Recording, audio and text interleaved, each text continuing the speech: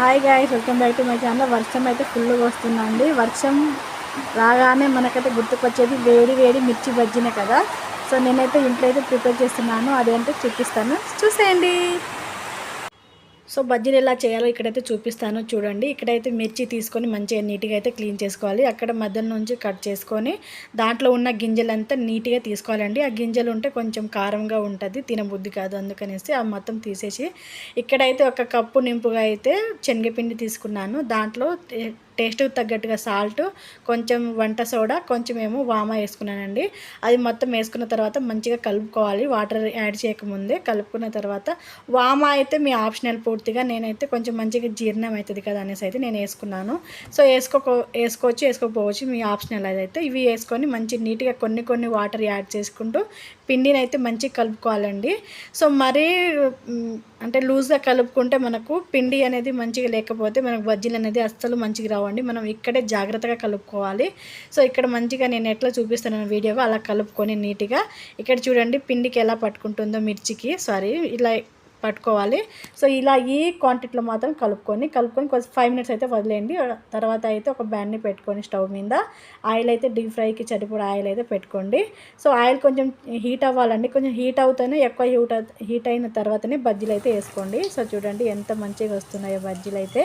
So ఇవి వేసుకున్న ఒక 5 మినిట్స్ దీనికైతే అటు నుంచి ఇటు వీడియో అయితే మధ్య మధ్యలో స్కిప్ అయిపోతుందండి. మంచిగా చేసే ప్రాసెస్ మాత్రం మంచిగా.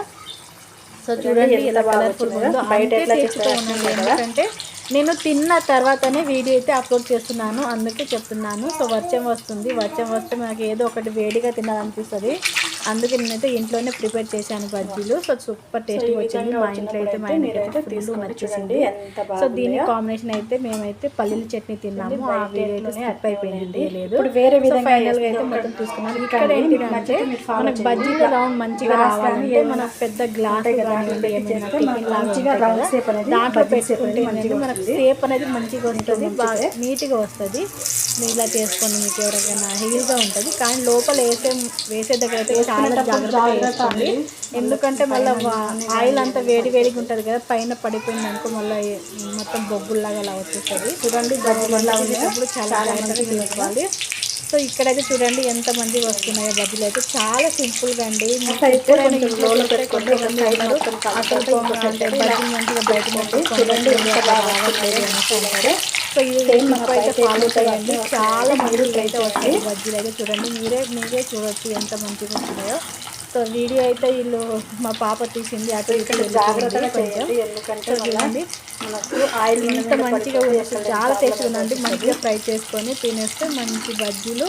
కానీ ఇక్కడ లో ఫ్లేమ్లో పెట్టుకొని అయితే ఫ్రై చేసుకోవాలండి. ఎందుకంటే హైలో పెట్టుకుంటే పైన అవి కలర్ వచ్చేస్తే కానీ లోపల అంత ఉడకదు. అందుకే కొంచెం లో ఫ్లేమ్లో పెట్టుకొని చూడాలి. ఇక్కడైతే చిన్న బజ్జీలు ఏం చేసానంటే మా పాప కోసము కొంచెం పిండి ఉంది, దాంట్లో ఏమో ఒక 3 మిర్చి కట్ చేసి చిన్నగా ఆమె కోసం వేసాను. సో ఆమె తిన్నది.